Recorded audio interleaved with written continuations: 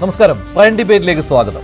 മലയാള സിനിമയിലെ 5 പ്രമുഖ നടന്മാർക്കെതിരായ പീഡന കേസുകളിൽ പ്രത്യേക അന്വേഷണ സംഘം മൊഴികൾ രേഖപ്പെടുത്തുന്ന തിരക്കിലാണ്. പ്രതികളാകട്ടെ അറസ്റ്റ് തടയാനുള്ള ശ്രമത്തിലും. നടൻ ജയസൂര്യക്കെതിരെ ഒരു FIR കൂടിയെടുത്തു. മലയാള സിനിമയിലെ സ്ത്രീ വിരുദ്ധ സമീപനങ്ങൾക്കെതിരെ പൊട്ടിത്തെറിച്ച പൃഥ്വിരാജിനെ പ്രതിരോധത്തിലാക്കി അദ്ദേഹത്തിന്റെ ബ്രോഡാഡി എന്ന സിനിമയുടെ സെറ്റിൽ നടന്ന ലൈംഗിക ചൂഷണത്തെക്കുറിച്ചുള്ള പരാതി ഇന്ന് SITക്ക് കിട്ടി. ശീതളപാനീയം നൽകി മയക്കി പീഡിപ്പിച്ചു എന്നാണ് പരാതി. സഹസംവിധായകൻ മൻസൂർ റഷീദിനെതിരായ പൃഥ്വിരാജിന്റെ എമ്പുരാനിലും സഹകരിപ്പിച്ചത് നേരത്തെ നൽകിയ പരാതികളെല്ലാം മുഖവിലക്കെടുക്കാതെയാണ്.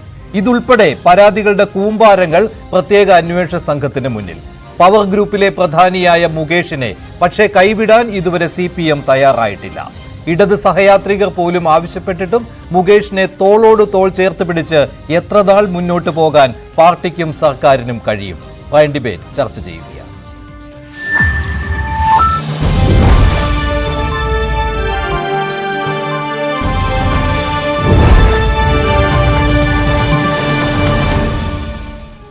പ്രൈം ഡിബേറ്റിൽ ജയസൂര്യക്കെതിരെ പരാതി നൽകിയ ശ്രീമതി സോണിയ മൽഹാർ, CPM സഹയാത്രികൻ ഡോക്ടർ B ജയരാജ്, സാമൂഹ്യ നിരീക്ഷകൻ ശ്രീ ശ്രീജിത്ത് പണിക്കർ, കോൺഗ്രസ് വക്താവ് ശ്രീമതി വീണ S നായർ എന്നിവരാണ് ചേരുന്നത്. ആദ്യം ശ്രീമതി സോണിയ മൽഹാർ, ഇതിപ്പോൾ താങ്കൾ ഈ ഹേമ കമ്മിറ്റി റിപ്പോർട്ട് വന്നതിന് ശേഷം മാധ്യമങ്ങളെ കണ്ടപ്പോൾ സിനിമാ മേഖലയിൽ നടക്കുന്ന ചൂഷണങ്ങളെക്കുറിച്ച്, അത് ലൈംഗിക ചൂഷണങ്ങൾ ഉൾപ്പെടെ പറയുവാൻ ഉദ്ദേശിച്ചിരുന്നുവല്ലോ. പക്ഷേ അന്ന് താങ്കൾക്കുണ്ടായ ഒരു ദുരനുഭവം കൂടി പറയുകയുണ്ടായി. പക്ഷെ അതൊരു പരാതി രൂപത്തിൽ ഉന്നയിക്കാൻ താങ്കൾ ആഗ്രഹിച്ചിരുന്നില്ലല്ലോ. പിന്നെ എങ്ങനെയാണ് ഈ ജയസൂര്യയുടെ പേര് താങ്കൾ പറയാൻ ഉള്ള ആ ഒരു സാഹചര്യം ഇന്നുണ്ടായത്? നമ്മളുടെ ആ സംസാര മധ്യേ റിപ്പോർട്ടർ ചോദിക്കുകയാണ്, നിങ്ങൾക്ക് എന്തെങ്കിലും ഇത്തരത്തിലുള്ള സാഹചര്യങ്ങൾ കടന്നു പോകേണ്ടി വന്നിട്ടുണ്ടോ എന്ന് ചോദിച്ചപ്പോൾ തീർച്ചയായിട്ടും നമുക്ക് പെട്ടെന്ന് വരിക നമ്മൾ ആദ്യം അറ്റാക്ക് ചെയ്യുന്ന ഒരാളുടെ ഫേസ് ആയിരിക്കും. സ്വാഭാവികമായിട്ടും അത് എത്ര സുഹൃത്താണെങ്കിലും വീടിനുള്ളിൽ ഒരാളാണെങ്കിലും നമ്മളത് ഓർത്തെടുക്കും. അപ്പോൾ എനിക്ക് എൻ്റെ കൺസെൻറ്റ് ഇല്ലാതെ എൻ്റെ ദേഹത്ത് തൊട്ട ആദ്യത്തെ ആൾ, അല്ലെങ്കിൽ അങ്ങനെ ഒരു അറ്റാക്കിന് മീൻസ് ആ ഒരു രീതിയിൽ ഇടപെട്ട ഒരാൾ ജയസൂര്യയാണ്. സ്വാഭാവികമായിട്ടും നമ്മൾ ആ മാധ്യമങ്ങളോട് പേര് വെളിപ്പെടുത്താതെ ആണല്ലോ ഞാൻ ആദ്യം പറയുമ്പോഴും എനിക്ക് ഒരു യുവനടൻ നിന്ന് തൊടുപുഴ ലൊക്കേഷനിൽ ഇങ്ങനെ ഒരു അനുഭവം ഉണ്ടായി എന്നുള്ളത് ഞാൻ വ്യക്തമായി പറഞ്ഞു. ഈ പേര് പറയാത്ത എന്താണെന്ന് വെച്ചാൽ അതൊരു കേസിലേക്കോ ഞാൻ അത് സംസാരിക്കാനോ എൻ്റെ ആ കാര്യങ്ങൾ പറയാനോ അല്ല. ആക്ച്വലി ചോദിക്കുമ്പോൾ സത്യസന്ധമായിട്ട് പറയേണ്ട സത്യസന്ധത കൂടിപ്പോയത് കൊണ്ട് അന്ന് നടന്നൊരു സാധനം ഞാൻ റിവീൽ ചെയ്യുകയും പിന്നെ എൻ്റെ ലൈഫിലുണ്ടായ ഒരുപാട്, എനിക്ക് ഫിസിക്കൽ അസാൾട്ട് അല്ല എന്നാൽ എനിക്കല്ലാത്ത ചീറ്റിങ്, സിനിമയിൽ പൈസ തരാതിരിക്കുക, അല്ലെങ്കിൽ ഇത്തരം കാര്യങ്ങൾ നമ്മൾ കാണുക, പല കുട്ടികളുടെ പ്രശ്നങ്ങൾ അറിയുക. എനിക്ക് തോന്നി ഈ ഹേമ കമ്മിറ്റി റിപ്പോർട്ട് വന്നപ്പോൾ തീർച്ചയായിട്ടും പ്രതികരിക്കാനുള്ള ഒരു സമയമാണെന്ന് തോന്നിയത് കൊണ്ടാണ് ഇത്തരത്തിലൊരു വിഷയം, എന്നെ ബാധിക്കുന്ന ഒരു വിഷയം കൂടി അവിടെ പരാമർശിച്ചത്. അപ്പോൾ പേര് ഹൈഡ് ചെയ്തുകൊണ്ട് റിപ്പോർട്ടറോട് സംസാരിച്ചു. ഇത് ന്യൂസ് 8ൻ്റെ മീഡിയ ഇത് വന്നതിന് ശേഷം പൊതുജനങ്ങൾ ഏറ്റെടുത്തുകൊണ്ട് അവരിതിനകത്ത് ഒരു അന്വേഷണം പോലെ പോലീസുകാർ അന്വേഷിക്കാത്ത കാര്യങ്ങൾ, അതായത് ഞാനെന്ന് പറയുന്ന വ്യക്തി വന്നൊരു ആരോപണം ഉന്നയിക്കുന്നത് എനിക്കെന്തോ ഫെയിം കിട്ടാനാണ്, അതും ഒരു പ്രമുഖ നടൻ്റെ 11 വർഷം മുമ്പുള്ള കാര്യം പറയുന്നു.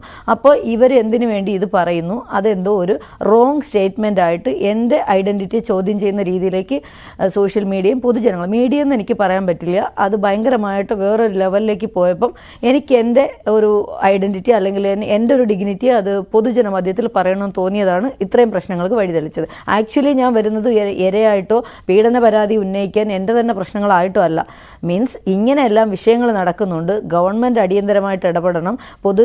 ഈ റിപ്പോർട്ടിലുള്ള കാര്യങ്ങൾ എന്താണെന്നുള്ളത് മാധ്യമങ്ങൾക്ക് അല്ലെങ്കിൽ നമ്മൾ പൊതുജനങ്ങൾ മനസ്സിലാക്കണം ആരാണ് ഇതിൻ്റെ പുറകിലുള്ളത്, എന്തുകൊണ്ട് പേപ്പേഴ്സ് എല്ലാം ഹൈഡ് ചെയ്യുന്നു, ലിസ്റ്റിൽ ആരാണുള്ളത്. നമുക്കും അറിയണ്ടേ, നമ്മുടെ ഉള്ളിൽ നമ്മൾ തോളിക്കയിടാൻ പോകുന്ന ആളാണോ പീഡന വീരൻ, നമുക്ക് അറിയില്ലല്ലോ. അപ്പോൾ നമ്മൾ ഈ 4 വർഷം പൂഴ്ത്തി വയ്ക്കുമ്പോൾ 4000 കുട്ടികളാണ് അതിനകത്ത് ചിലപ്പോൾ പെട്ടുപോയിട്ടുണ്ടാവും വീണ്ടും വീണ്ടും വീണ്ടും. അപ്പോൾ ഈ പീഡകരുടെ ലിസ്റ്റ് പ്രസിദ്ധീകരിക്കേണ്ടത് ഒരു സ്റ്റേറ്റിൻ്റെ ധർമ്മമല്ലേ, അതെങ്കിലും ചെയ്യണ്ടേ. അപ്പോൾ അതിനെക്കുറിച്ചായിരുന്നു എൻ്റെ വേവലാതി മുഴുവൻ. പക്ഷേ താങ്കൾക്കെതിരെ ഒരുപാട് ഈ അലിഗേഷൻസ് വന്നു ഇല്ലേ ഇതിന് ശേഷം? അതിൽ തന്നെ താങ്കൾ പണം വാങ്ങിക്കൊണ്ട് ഇല്ലേ ഈ പറയാൻ ഉദ്ദേശിച്ച പേര് പറയാതിരിക്കുകയാണ് എന്നൊക്കെയുള്ള ആ ഒരു ആരോപണങ്ങൾ വന്നതുകൊണ്ട് മാത്രമാണ് ജയസൂര്യയുടെ പേര് താങ്കൾക്ക് പറയേണ്ടി വന്നത്, അത് പരാതിയായി കൊടുക്കേണ്ടി വന്നു അല്ലേ?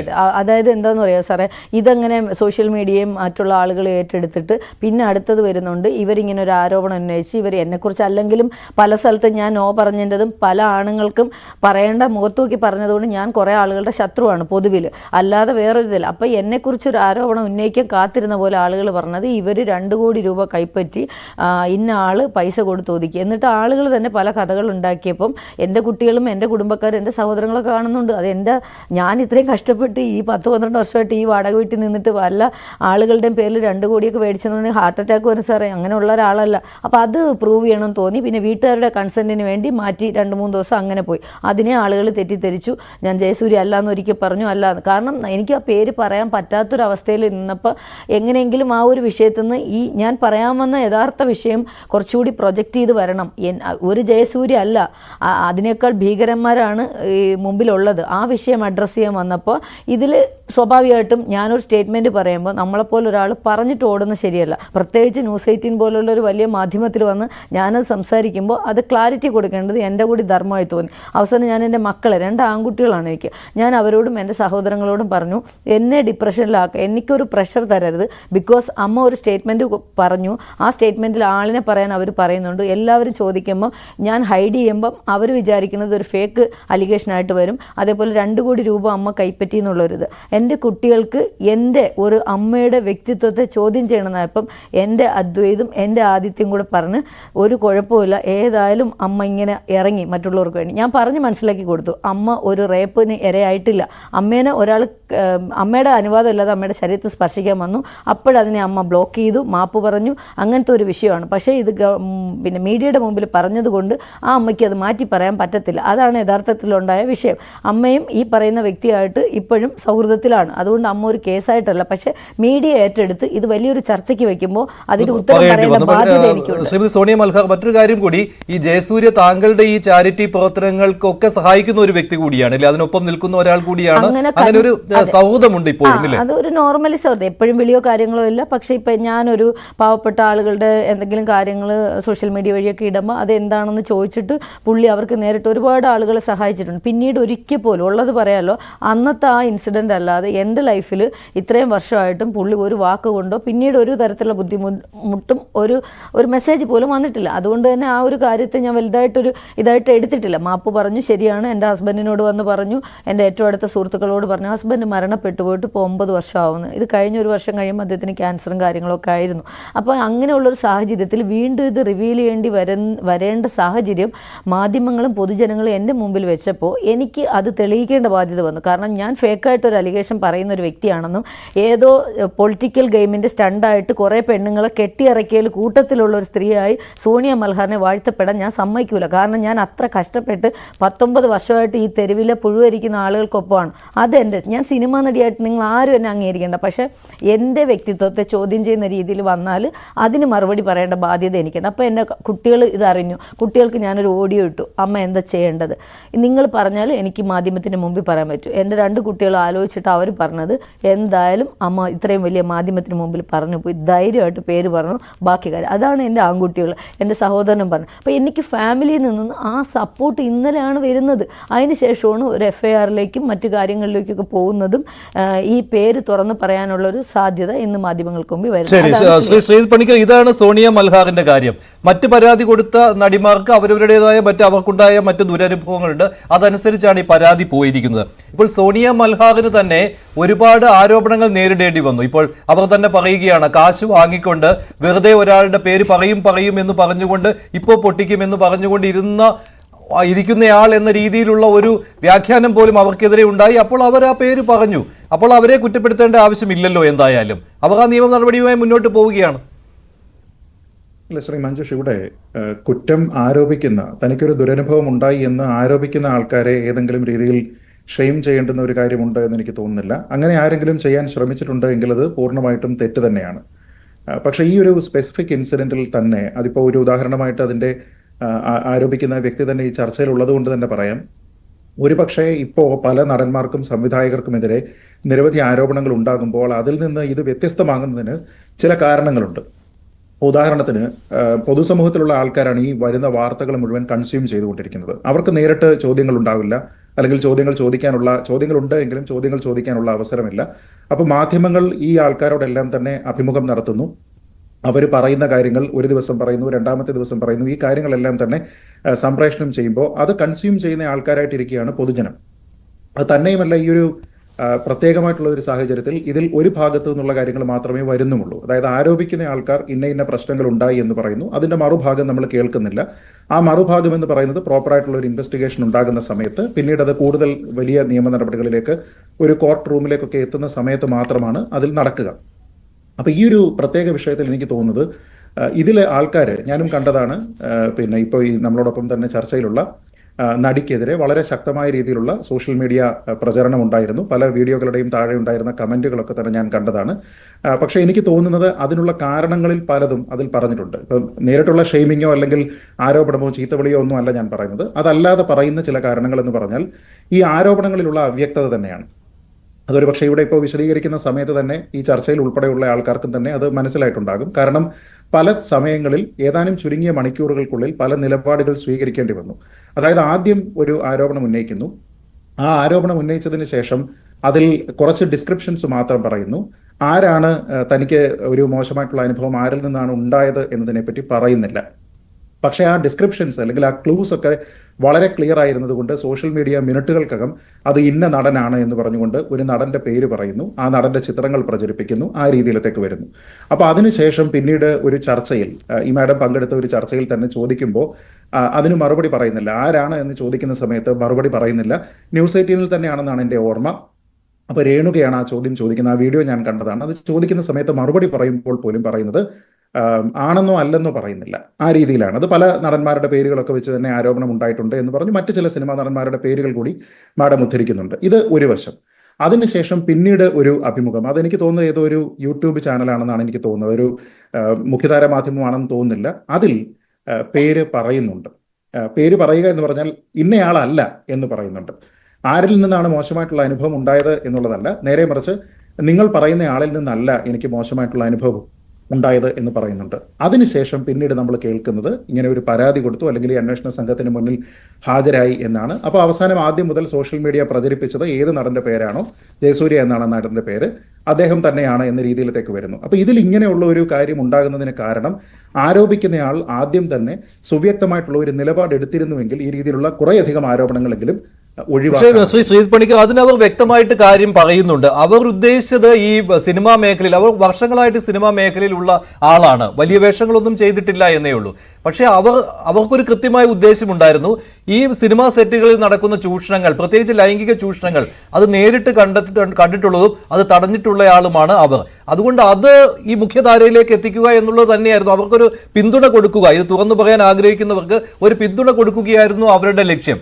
അതിനപ്പുറം ഒന്നില്ലായിരുന്നു ആ സമയത്ത്. പക്ഷേ അവർക്കെതിരായ വ്യാഖ്യാനങ്ങൾ വന്നതുകൊണ്ട് മാത്രമാണ് ഇങ്ങനെ ഒരു പരാതിയുമായിട്ട് അവർക്ക് പോകേണ്ടി വന്നത്. അല്ല, തീർച്ചയായിട്ടും ഞാൻ അതൊരു ഡെഫിനറ്റ് ആയിട്ടുള്ള ഒരു നല്ല ന്യായം തന്നെയാണ്. അക്കാര്യത്തിലൊന്നും തന്നെ എനിക്ക് പ്രശ്നമൊന്നും തോന്നുന്നില്ല. ഉദ്ദേശശുദ്ധിയിൽ എനിക്ക് സംശയമില്ല. മറ്റുള്ള ആൾക്കാരോടൊപ്പം നിലനിൽക്കേണ്ടതാണോ എന്ന് ചോദിച്ചു കഴിഞ്ഞാൽ ആണ് എന്ന് പറയാം. അതിലൊന്നും തന്നെ പ്രശ്നമില്ല. ഞാൻ പറയുന്നത് നമ്മളൊരു നിലപാട് സ്വീകരിക്കുന്ന സമയത്ത് ആ നിലപാടിൽ നമുക്കൊരു സ്ഥിരത ഉണ്ടായില്ല എന്നുള്ള ഒരു വലിയ പ്രശ്നമുണ്ട്. അപ്പോൾ അങ്ങനെ നിലപാടിൽ ഒരു അസ്ഥിരത്വം ഉണ്ടാവുകയും പറയുന്ന കാര്യങ്ങളിൽ എന്തെങ്കിലും ഒരു അവ്യക്തത ബാക്കിയാക്കുകയും ചെയ്താൽ സമൂഹത്തിൽ മറ്റുള്ള ആൾക്കാർക്കും ഈ ചോദ്യം ഉണ്ടാവും. ഇപ്പോൾ ഈ ചർച്ചയിലാണ് ആദ്യമായിട്ട് ഈ ഒരു കാര്യം പറയുന്നത് എന്ന് കരുതിക്കോളൂ. ഒരു ഉദാഹരണം ഞാൻ പറയുകയാണ്. ഇപ്പോൾ മഞ്ജുഷുമായിട്ടുള്ള ചർച്ചയിലാണ് ഇത് പറയുന്നത്.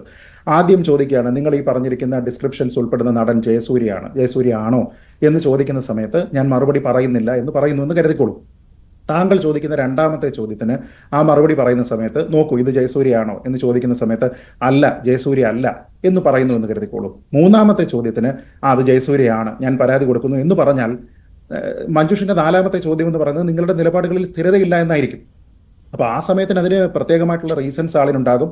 ആ റീസൺസ് പലപ്പോഴും വാലിഡ് ആയിരിക്കും. പക്ഷേ ഇത് കൺസ്യൂം ചെയ്യുന്ന ഒരാളെന്ന രീതിയിൽ ചോദ്യകർത്താവായിട്ടുള്ള മഞ്ജുഷിനും ന്യൂസ് 18 പ്രേക്ഷകരും സ്വാഭാവികമായിട്ട് വിശ്വസിക്കുന്ന ഒരു കാര്യം ഈ നിലപാടിൽ ഒരു സ്ഥിരതയില്ലല്ലോ എന്നുള്ളതാണ്. ആ സ്ഥിരത ഉണ്ടാവുക എന്ന് പറയുന്നത് ആരോപണം ഉന്നയിക്കുന്ന ആളിന്റെ ഉത്തരവാദിത്തമാണ് എന്ന് ശ്രീമതി സോണിയ മൽഹ, അങ്ങനെ ഒരു വേണ്ടായിരുന്നു എന്നുള്ള ഒരു തോന്നൽ താങ്കൾക്ക് ഉണ്ടാകുന്നുണ്ടോ? അതാണ് ഈ സ്ഥിരത ഉണ്ടാകുന്നുണ്ടോ എന്നുള്ള സംശയം ശ്രീജിത്ത് ഉന്നയിക്കുന്നു. അല്ല, അദ്ദേഹം പറയുന്നത് കറക്റ്റാണ്. ഇപ്പം ഞാനായാലും ഞാൻ മാറി നിന്ന് വേറൊരാളെ കേൾക്കുമ്പോൾ അവരെ പൂർണ്ണമായി മനസ്സിലാക്കാതിരുന്ന് ഞാനും ഇതുപോലെ തന്നെ സംശയിക്കുമല്ലോ, സ്വാഭാവികമാണ്. ഞാൻ ഉദ്ദേശിച്ച് വന്നത്, ഞാനവിടെ ഒരു പരാതി കൊടുക്കാൻ വന്ന ആളോ ഈ ഒരു വിഷയം സംസാരിക്കാൻ വന്ന ആളോ അല്ല. ഞാൻ അഡ്രസ്സ് ചെയ്യാൻ വന്ന വേറെ ഒരുപാട് കാര്യങ്ങളിൽ ഈ സംസാരിച്ച് വന്നപ്പം എക്സാക്റ്റ് നിങ്ങളുടെ അനുഭവം ചോദിച്ചപ്പോൾ പറഞ്ഞൊരു സാധനമാണ് അത് വന്ന യഥാർത്ഥത്തിൽ വന്നൊരു സാധനത്തിന് പിന്നെ ഹൈഡ് ചെയ്യുക എന്ന് പറയുന്നത് എൻ്റെ വീട്ടിൽ നിന്നുള്ള സമ്മർദ്ദം, പേര് പറയാൻ പാടില്ല, അല്ലെങ്കിൽ അതിലെ തുടരേണ്ട കേസോ കാര്യങ്ങളോ ഇതിവിടെ സ്റ്റോപ്പ് ചെയ്യണം എന്നുള്ളൊരു വിഷയം വന്നു. പക്ഷെ അത് എൻ്റെ കയ്യിൽ നിൽക്കാതെ മാധ്യമങ്ങളും പൊതുജനങ്ങളും അത് ഏറ്റെടുക്കുമ്പോൾ പിന്നെ എൻ്റെ ഒരു വിലയാണ് അവിടെ പോകുന്നത്. അപ്പോൾ അത് ആ സാധനം ഞാൻ പറഞ്ഞ വേറെ ഒരുപാട് വിഷയങ്ങൾ അവിടെ വിട്ടിട്ട് എൻ്റെ ഒരൊറ്റ സ്റ്റേറ്റ്മെൻറ്റിൽ തൊടുപുഴ പിടിച്ചു എല്ലാവരും.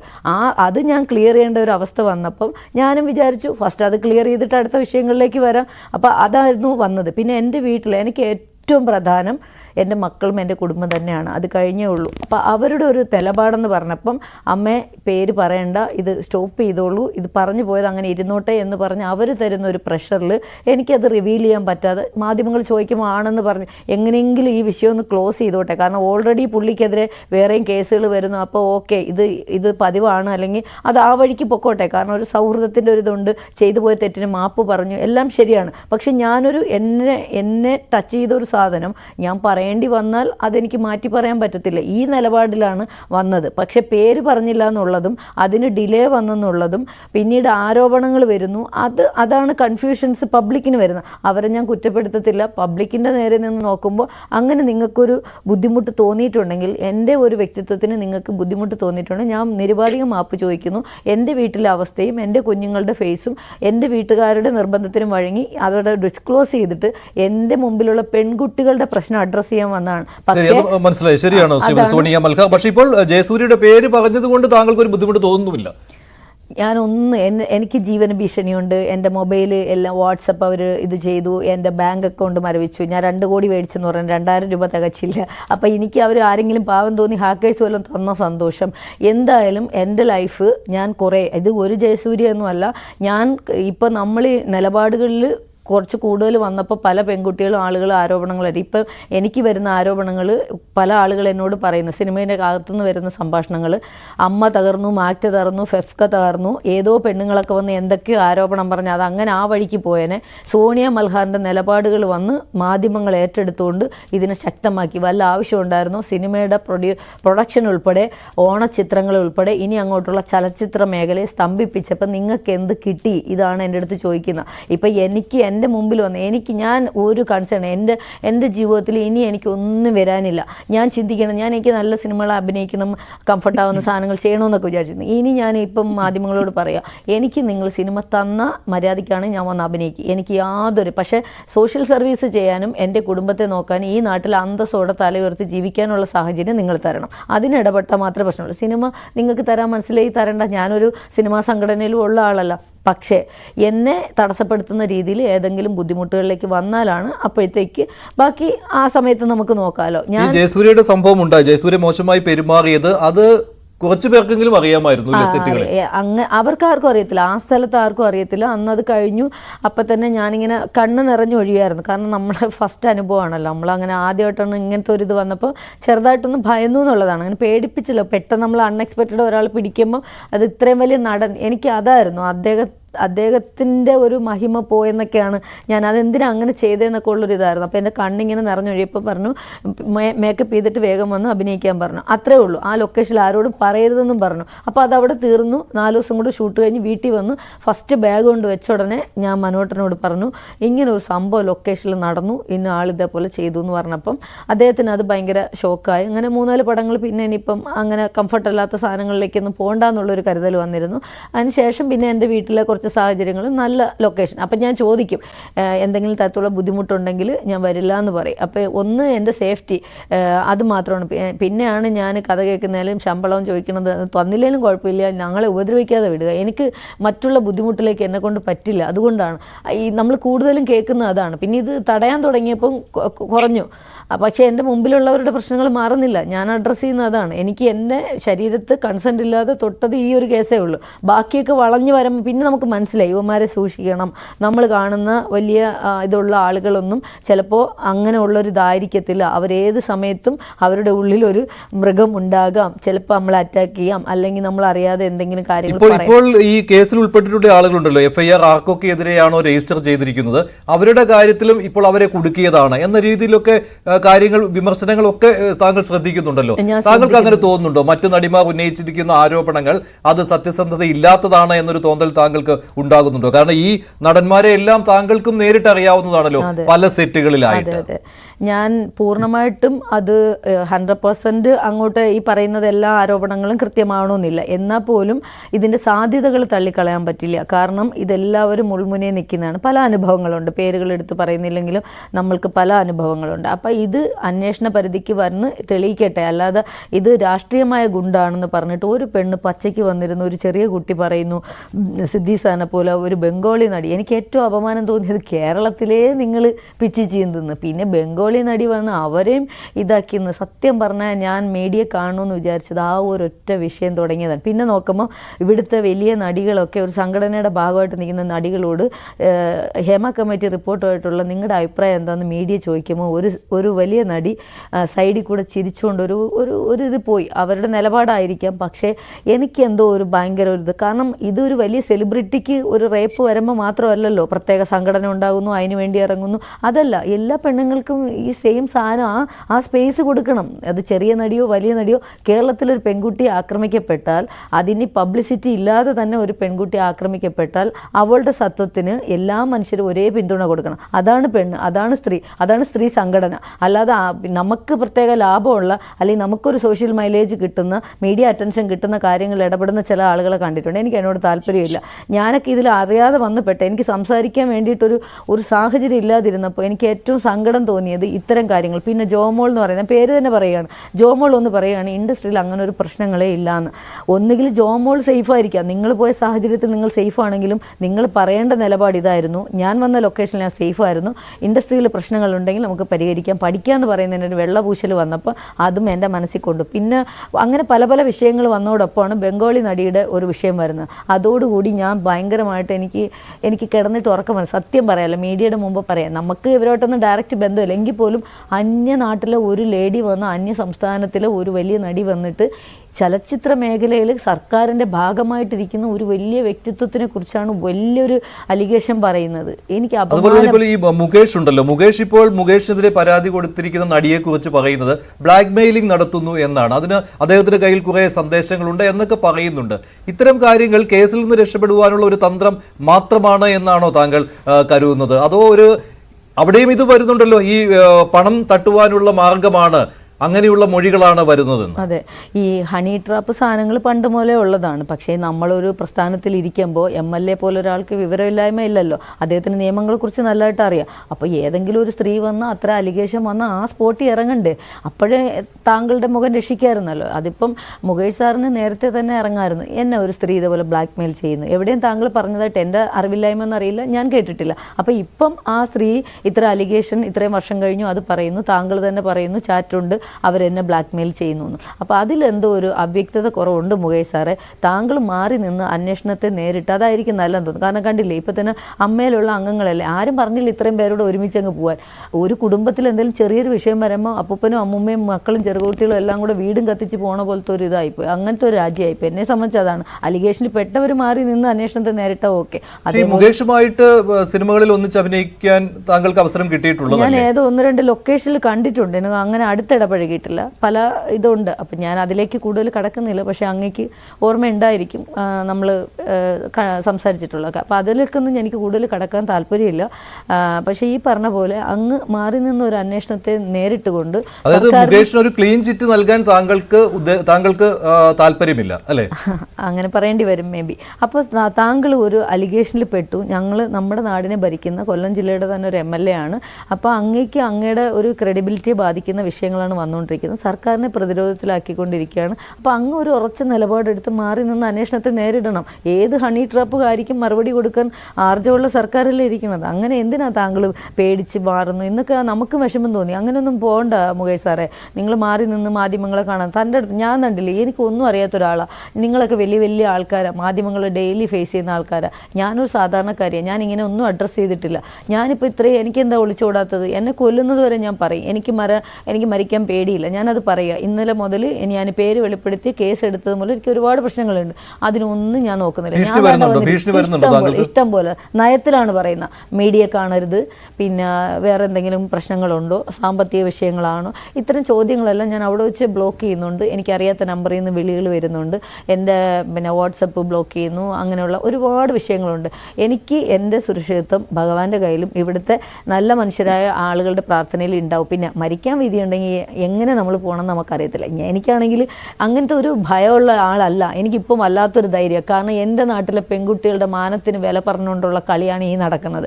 ഇത് എൻ്റെ മാത്രം വിഷയമോ ഒരു നടൻ എന്നെ കയറി പിടിച്ച വിഷയമൊന്നും അല്ല ഇവിടെ വിഷയം. നിങ്ങൾ വിചാരിക്കുക എനിക്ക് ഏതാണ്ട് മാധ്യമ ശ്രദ്ധ കിട്ടാനും ഫെയിം ആവാനും അങ്ങനെയൊന്നും ഉള്ളൊരു മൈൻഡേ ഇല്ലപ്പാ. എനിക്ക് അങ്ങനെയുള്ള ആളെ അല്ല ഞാൻ. ശരി ശരി ശരി സോണിയ മൽഹാർ. ശ്രീമതി വീണ എസ് നായർ, ചോദ്യങ്ങളില്ല, താങ്കൾ സോണിയ മൽഹാറുമായിട്ട് പൂർണ്ണമായിട്ട് യോജിപ്പിലാണല്ലോ. പക്ഷെ സോണിയയും പറയുന്നുണ്ട് ഈ വരുന്ന ആരോപണങ്ങളെല്ലാം ശരിയാണെന്ന് അവർ 100% ഒന്നും വിശ്വസിക്കുന്നില്ല. പക്ഷേ ഇവർക്ക് നേരിട്ടറിയാവുന്ന ഒരു മേഖലയിൽ നടക്കുന്ന ചൂഷണങ്ങളെക്കുറിച്ച് അവർക്കും ഒരു വലിയ വിശ്വാസമുണ്ട് ഈ ആരോപണങ്ങളിൽ, ഈ ഉയർന്നു വരുന്ന ആരോപണങ്ങളിൽ. മുകേഷിന്റെ കാര്യം തന്നെ എടുക്കാം. ക്ലീൻ ചിറ്റ് നൽകാൻ അവർ തയ്യാറായിട്ടില്ല.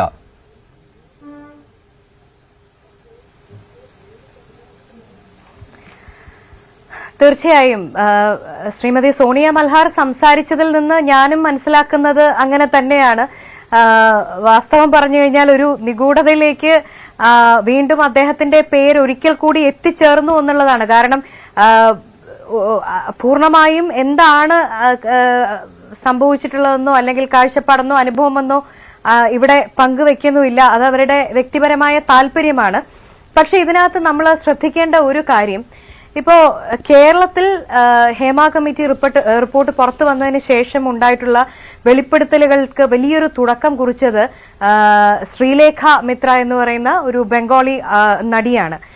അതിന് പിറകെ ഒന്നിനു പിറകെ ഒന്നായി ഒരുപാട് പേര് അവര് നേരിട്ടിട്ടുള്ള തിക്താനുഭവങ്ങൾ പൊതുമണ്ഡലത്തിലേക്ക് ഇറങ്ങി വന്ന് ഒരു കവചവുമില്ലാതെ, സാധാരണഗതിയിൽ നമ്മൾ ഫേസ് ഒക്കെ മാസ്ക് ചെയ്താണ് പലരെയും സാധാരണ ഇതിനു മുമ്പ് കണ്ടിട്ടുള്ളത്. ഇതൊന്നുമില്ലാതെ വളരെ ബോൾഡായിട്ട് ശ്രീമതി സോണിയ മൽഹാർ അടക്കമുള്ള ആളുകൾ പൊതുമണ്ഡലത്തിലേക്ക് വന്ന് സംസാരിക്കാൻ തുടങ്ങി. ഇവിടെ ശ്രീമതി സോണിയ മൽഹാർ തന്നെ പറഞ്ഞു, എനിക്കൊരു കേസ് കൊടുക്കാനോ അല്ലെങ്കിൽ ഒരാളെ മോശക്കാരനാക്കാനോ അല്ല, പക്ഷേ ചില കാര്യങ്ങൾ ഞാൻ തുറന്നു പറയേണ്ടതുണ്ട്. കാരണം എന്റെ നാട്ടിലെ പെൺകുട്ടികളുടെ മാനത്തിന് വില പറയുന്ന ഇത് തന്നെയാണ് അവർ എക്സാക്ട്ലി ഉപയോഗിച്ച ആ വാക്കെന്ന് പറയുന്നത്. ഒരുപാട് പെൺകുട്ടികൾ അവര് വളരെ ബിറ്ററായിട്ടുള്ള എക്സ്പീരിയൻസസിലൂടെ കടന്നു പോവുകയും ഫിലിമിനെ ഒരു പാഷനായിട്ട് കണ്ട് വന്നവര് പലരും പകുതി വഴിയിൽ ഇത് ഉപേക്ഷിച്ചു പോവുകയൊക്കെ ചെയ്യുന്ന സാഹചര്യങ്ങൾ നമുക്ക് ഇതിനോടകം തന്നെ നമുക്ക് മനസ്സിലാക്കാൻ സാധിച്ചിട്ടുണ്ട്. ഇതിനൊപ്പം തന്നെ വളരെ ഹീനവും പൈശാചികവുമായിട്ട് നമ്മുടെ ഫിലിം ഇൻഡസ്ട്രിയിൽ നടക്കുന്ന ചില കാര്യങ്ങൾ ഇന്ന് സത്യത്തിൽ ഞെട്ടി തരിച്ചുപോയി എന്നുള്ളതാണ് യാഥാർത്ഥ്യം. ബ്രോഡ് ആഡിയുമായിട്ട് ബന്ധപ്പെട്ടിട്ടുള്ള ഒരു വാർത്ത വന്നപ്പോ ഞാൻ ആലോചിക്കുകയാണ്, 2017 ആക്ട്രസ് മോളസ്റ്റേഷൻ കേസ് നമ്മുടെ കേരളത്തിൽ ഉടലെടുക്കുന്നത്. 2022 ബ്രോഡ് ആഡി എന്ന് പറയുന്ന സിനിമ റിലീസ് ചെയ്യപ്പെടുന്നത്. അപ്പോൾ ഇതിനിടയ്ക്കുള്ള ഒരു 4-5 വർഷം നമ്മൾ ആ ആക്ട്രസ് മോളസ്റ്റേഷൻ കേസ് വന്ന സമയം തൊട്ട് സിനിമാ ഇൻഡസ്ട്രിയിലെ ഡ്രഗ് അബ്യൂസ് അടക്കമുള്ള പ്രശ്നങ്ങളെക്കുറിച്ച് നിരന്തരം ചർച്ച ചെയ്യുകയാണ്. ആ സംസ്ഥാനത്ത് ആ സമയത്ത് തന്നെ ഇത് കർബ് ചെയ്യാനുള്ള സ്റ്റെപ്സ് ഗവൺമെന്റ് എടുക്കുമെന്ന് പറഞ്ഞ ഒരു സ്റ്റേറ്റിലാണ് 2021-ലോ 2022-ലോ സിനിമാ സെറ്റിൽ വെച്ച് അസിസ്റ്റന്റ് ഡയറക്ടർ ഈ പറഞ്ഞ പോലെ സോഫ്റ്റ് ഡ്രിങ്കിൽ മയക്കുമരുന്ന് കലർത്തി അർത്ഥബോധാവസ്ഥയിൽ ഒരു പെൺകുട്ടിയെ പീഡിപ്പിക്കുന്നത്. അവര് പറയുന്നത് അതിനേക്കാളും ഞെട്ടിപ്പിക്കുന്ന കാര്യമാണ്. അതിനുശേഷം മുഖ്യമന്ത്രിക്കും സാംസ്കാരിക മന്ത്രിക്കും ഒക്കെ കഴിഞ്ഞ ജൂണിൽ പരാതി കൊടുത്തിട്ടുണ്ട്. ഇപ്പൊ വീണ്ടും SITക്ക് അവര് മൊഴി കൊടുക്കാൻ പോകുന്നു എന്ന് പറയുന്നു. ഒരു CPMന്റെ LC സെക്രട്ടറി, കൊല്ലത്തെ CPMന്റെ LC സെക്രട്ടറിയാണ് ഈ പ്രതിയായിട്ടുള്ള ആളെ സംരക്ഷിക്കാൻ നിൽക്കുന്നത്. അവരുടെ കുടുംബജീവിതം, ഒരു അമ്മയാണ്, അവരുടെ കുടുംബജീവിതം തകർന്നു. അവർ ഡിവോഴ്സിന്റെ വക്കിലാണ്. ഈ നാട് വിട്ട് വേറൊരു സ്ഥലത്ത് പോയി ജീവിക്കുകയാണ് ജീവഭയം കൊണ്ട്. അപ്പൊ എത്ര ഈ സോണിയ മൽഹാറിനെ പോലുള്ളവർ വന്ന് പറയുന്നത്, ഇപ്പൊ നമ്മള് ചില പേരുകൾ ഇപ്പം അൺഡിസ്ക്ലോസ്ഡ് ആയിട്ടുണ്ട്. ചില വീരന്മാരുടെ പേരുകൾ ഇപ്പോഴും പുറത്തു വന്നിട്ടില്ല.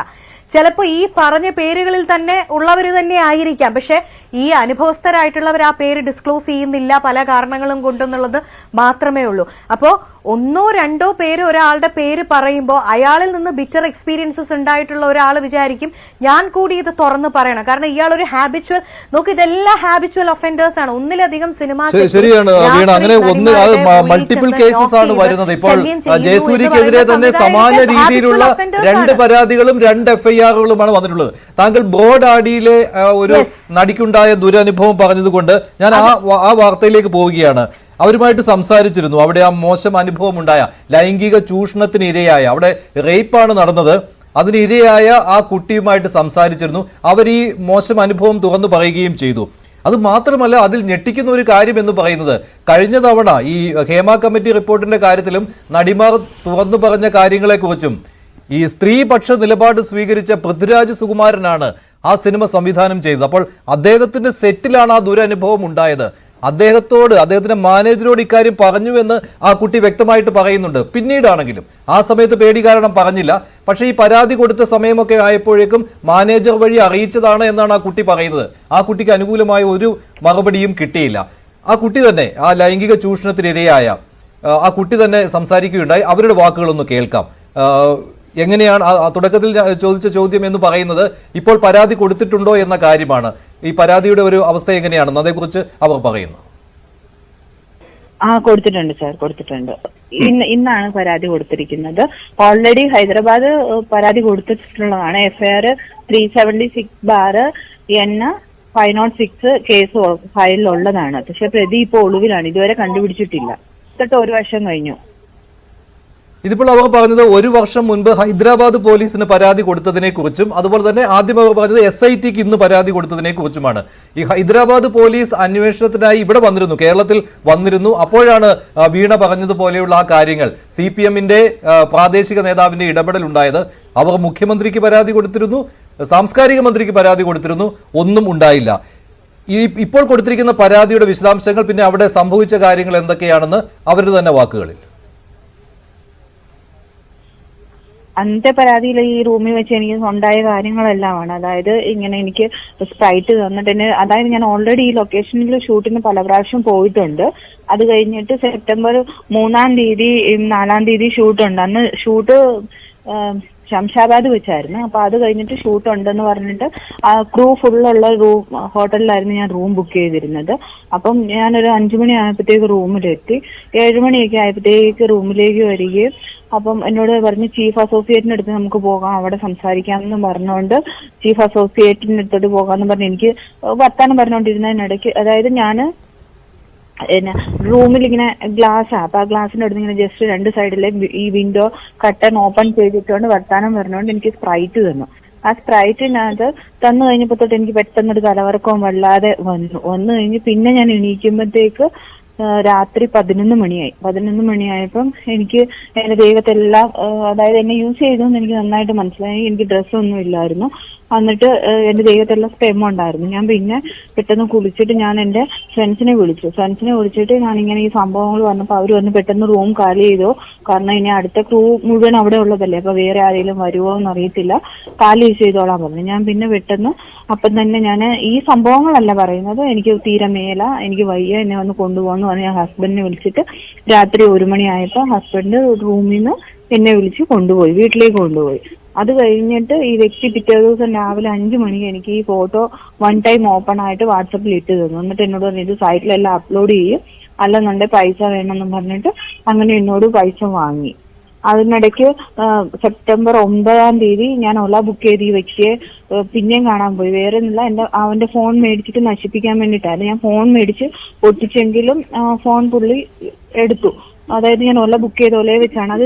പുള്ളി സാക്ഷി മൊഴി കൊടുത്തിട്ടുണ്ട് ഇവിടെ. ഫോൺ തട്ടിപ്പറിച്ച് ഞാൻ ദൂരേക്ക് എറിഞ്ഞെങ്കിലും പുള്ളി ആ ഫോണ് മേടിച്ചു. അത് കഴിഞ്ഞാൽ ഫോൺ പൊട്ടി കഴിഞ്ഞപ്പം പുള്ളി പുതിയൊരു ഫോൺ എടുത്തു ആ സമയത്ത് തന്നെ. അതിന്റെ പൈസ പോലും എന്നെ കൊണ്ടാണ് അടപ്പിച്ചത് മുഴുവനും. ബോഡാഡിയുടെ സെറ്റിൽ സഹസംവിധായകനിൽ നിന്ന് ഉണ്ടായ ദുരനുഭവം, ലൈംഗിക ചൂഷണം, ഇതിനെക്കുറിച്ചാണ് ആ കുട്ടി തുറന്നു പറഞ്ഞത്. അതുമാത്രമല്ല, പോലീസിൽ പരാതി കൊടുത്തിരുന്നു. ഹൈദരാബാദിലാണ് പോലീസിൽ പരാതി കൊടുത്തത്. ഈ സെറ്റ് ഹൈദരാബാദിലായിരുന്നു, അവിടെ വെച്ചായിരുന്നു ഷൂട്ടിംഗ് നടന്നത്. ഹൈദരാബാദ് പോലീസ് അന്വേഷിച്ചിരുന്നു, ഇവിടെ കേരളത്തിൽ വന്ന് അന്വേഷിച്ചിരുന്നു. പക്ഷേ പിന്നീട് എന്ത് സംഭവിച്ചു, ആരൊക്കെയാണ് സഹായിച്ചത്, ഇതിനെക്കുറിച്ച് വ്യക്തമായ കാര്യങ്ങൾ പറയുകയാണ് ആ നടി. പോലീസ് അന്വേഷിച്ചു കഴിഞ്ഞപ്പോഴത്തേക്ക് ആദ്യം ഈ പരാതി കൊടുത്തു കഴിഞ്ഞിട്ട് ഞാൻ ആ പരാതി എന്ന് പറഞ്ഞു കഴിഞ്ഞാൽ ഞാൻ ഇനി പരാതി കൊടുക്കാൻ ഒരു സ്ഥലവും ഇല്ല. അതായത് കേരളത്തിലെ എല്ലാവർക്കും ഈ അവരുടെ മനസ്സിന്റെ മുസ്ലിം പള്ളിക്ക് വരെ ഞാൻ പരാതി കൊടുത്തു. കാരണം അത്രമാത്രം ഞാൻ അനുഭവിച്ചത് കൊണ്ട് ഞാൻ എല്ലായിടത്തും പരാതി കൊടുത്തിട്ടുണ്ട്. അപ്പം ഇവിടെ പരാതി കൊടുത്തപ്പോഴത്തേക്ക് ഇവിടുത്തെ പോലീസുകാര് ഈ പുള്ളി FIR വെച്ചിട്ട് വേറൊരു വ്യക്തിയുടെ, അതായത് അസോസിയേഷനിലുള്ള ഒരു വ്യക്തിനെ കൊണ്ട് ഈ FIRന്റെ ഡീറ്റെയിൽസ് എടുപ്പിക്കുകയും മുൻകൂർ ജാമ്യം ഫയൽ ചെയ്തിട്ട് ഒരു മാർച്ച് 13 വരെ മുൻകൂർ ജാമ്യം ഉണ്ടായിരുന്നു. മാർച്ച് 13 ആയപ്പോൾ മുൻകൂർ ജാമ്യം ക്യാൻസൽ ആയിപ്പോയി. അത് കഴിഞ്ഞ് ഹൈക്കോർട്ടിലും ജില്ലാ കോർട്ടിലും അപ്ലൈ ചെയ്തു. പക്ഷെ അത് ക്യാൻസൽ ആയിപ്പോയി കഴിഞ്ഞപ്പോഴത്തേക്ക് അവിടെ തന്നെ, അതായത് മൻസൂറിന്റെ വീട് കടയ്ക്കല് പള്ളിമുക്ക് എന്ന് പറയുന്ന സ്ഥലത്താണ്. പക്ഷെ ഈ ഓച്ചിറ എന്ന് പറയുന്ന ഒരു അവിടുത്തെ ലോക്കൽ കമ്മിറ്റി സെക്രട്ടറി ആയിട്ട് എന്റെ നാട്ടിലൊക്കെ പോയി വളരെ മോശമായ രീതിയിൽ ഒക്കെ പറഞ്ഞു വരുത്തും. പിന്നെ എന്റെ അഡ്വക്കേറ്റിനെ പോയി ഭീഷണിപ്പെടുത്തി ഡിവോഴ്സിന് കേസ് കൊടുത്തത് ക്യാൻസൽ ചെയ്യിപ്പിക്കുകയൊക്കെ ചെയ്തു. അന്ന് എനിക്കറിയില്ലായിരുന്നു ഇത് ആരാണ് ഈ ചെയ്തതെന്ന്. അപ്പം ഓൾറെഡി ഞാൻ ഇവിടെ കമ്മീഷണർക്ക് പരാതി കൊടുത്തിട്ട് ഹൈദരാബാദ് പോലീസ് ജൂൺ 2023 ജൂണില്, ഈ കഴിഞ്ഞ മാസം ജൂണില് അവിടെ പോലീസുകാരുണ്ടായിരുന്നു. അപ്പൊ ഈ വ്യക്തിനെ ഇങ്ങനെ ട്രേസ് ചെയ്ത് പോയിക്കൊണ്ടിരുന്ന സമയത്താണ് ഈ കുഞ്ഞിച്ചന്തു എന്ന് പറയുന്ന പാർട്ടിയുടെ CPM പാർട്ടിയുടെ പ്രവർത്തകനും ഇവരെല്ലാം കൂടെ എന്റെ അഡ്വക്കേറ്റിനെ കാണാൻ ചെല്ലുന്നത്. അങ്ങനെ അന്ന് രാത്രി പോലീസുകാർ ഈ കുഞ്ഞിച്ചന്തുവിന്റെ, അപ്പം ഈ മൻസൂർ റഷീദിനെ സംരക്ഷിച്ചുകൊണ്ടിരുന്നത് കുഞ്ഞിച്ചന്തുവിന്റെ വീട്ടിലായിരുന്നു മൻസൂർ റഷീദിനെ അവർ സംരക്ഷിച്ചുകൊണ്ടിരുന്നത്. അപ്പം കുഞ്ഞിച്ചന്തുവിന്റെ വീട് വളഞ്ഞെങ്കിലും കേരള പോലീസ് ഓച്ചിറ പോലീസ് സ്റ്റേഷനിലായിരുന്നു ആരോ ഒരാള് ഇങ്ങനെ ഈ കുഞ്ഞിച്ചന്തു എന്ന് പറയുന്ന വ്യക്തിക്ക് നേരത്തെ ഇൻഫർമേഷൻ കൊടുത്തു. അതനുസരിച്ച് ഇവര് രണ്ടുപേരും വേഗം ഫോൺ സ്വിച്ച് ഓഫ് ചെയ്ത് മുങ്ങി. അപ്പൊ അവരുടെ അമ്മ വന്ന് വാതിൽ തുറന്നിട്ട് അമ്മ പറഞ്ഞു ഇവിടെ ഇല്ല എന്നുള്ള രീതിയിൽ അമ്മ പോലീസുകാരോട് സംസാരിച്ചു. അത് കഴിഞ്ഞ് ഞാൻ മുഖ്യമന്ത്രിക്ക് പിന്നെ പോലീസുകാർക്കൊക്കെ പരാതി അയച്ചെങ്കിൽ എനിക്കൊരു റെസിപ്റ്റ് കിട്ടി ജസ്റ്റ്, അല്ലാതെ എനിക്ക് ഇതുവരെ ഒരു നീതിയും കിട്ടിയിട്ടില്ല. പക്ഷെ പ്രതി ഇപ്പോഴും ഒളിവിലാണ്. പാർട്ടിക്കാരുടെ സംരക്ഷണത്തിൽ തന്നെ പ്രതി ഒളിവിൽ. ഇതാണ് ആ നടിയുടെ പരാതി. നടി കഴിഞ്ഞ വർഷം തന്നെ ഹൈദരാബാദ് പോലീസിൽ പരാതി നൽകുകയും പോലീസ് അന്വേഷിച്ചതുമാണ്. കേരളത്തിൽ വന്നിരുന്നു. പക്ഷേ പ്രതിയെ സംരക്ഷിച്ചത് CPMന്റെ പ്രാദേശിക നേതൃത്വമാണ്. അതുമാത്രമല്ല മുഖ്യമന്ത്രിക്കും സാംസ്കാരിക മന്ത്രിക്കും പരാതി കൊടുത്തതാണ്. പക്ഷേ ഒരന്വേഷണവുമില്ല. അതുപോലെ തന്നെ ആ സിനിമയുടെ സംവിധായകനായ പൃഥ്വിരാജിന്റെ മാനേജർ വഴി പൃഥ്വിരാജിനെയും അറിയിച്ചതാണ്. അതിന്റെ കാര്യങ്ങൾ കൂടി അവർ പറയും. അതിനു മുൻപ് ഡോക്ടർ B ജയരാജ്, ഇതിപ്പോൾ ഒരു SIT ഉണ്ട്, ശരിയാണ്. പരാതികൾ വാങ്ങുന്നുണ്ട്, മൊഴിയെടുക്കുന്നുണ്ട്, രഹസ്യ മൊഴിയെടുക്കുന്നുണ്ട്, FIR ഇടുന്നുണ്ട്, അന്വേഷണം അടുത്ത ഘട്ടത്തിലേക്ക് നീങ്ങുകയാണ്. പക്ഷേ നീതി കിട്ടുമെന്നുള്ള ഉറപ്പ് ഇപ്പോഴും വന്നിട്ടില്ല. അതിന് കാരണമുണ്ട്. ഇതിൽ ഏറ്റവും പ്രധാനപ്പെട്ട പ്രതിയായ മുകേഷ് ഇരിക്കുന്നത് MLA എന്ന പദവിയിലാണ്.